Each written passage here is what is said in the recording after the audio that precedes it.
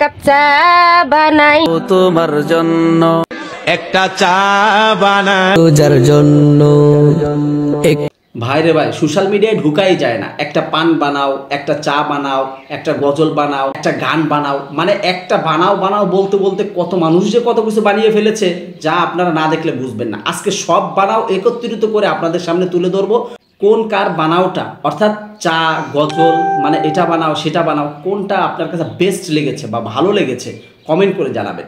তো না দেখলে আপনি আনন্দ উপভোগ করতে পারবেন না, বিনোদন উপভোগ করতে পারবেন না। সম্পূর্ণ ভিডিওটি দেখেন।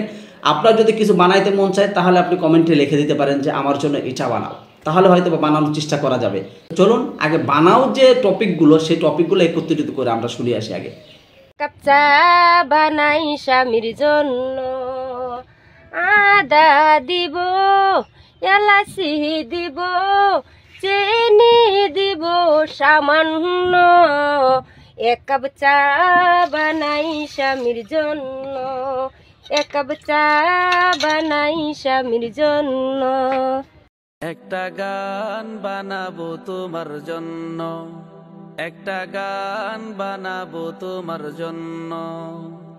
লাইকও দিও, কমেন্টও করো, শেয়ার দিও সামান্য। একটা গান বানাবো তোমার জন্য। একটু প্রস্তুত নিও রোজার জন্য, একটু প্রস্তুত নিও রোজার জন্য। তসবিহ কিনো, কোরআন আইনো, তসবিহ কিনো, কোরআন আইনো, দোয়া কইরো সামান্য।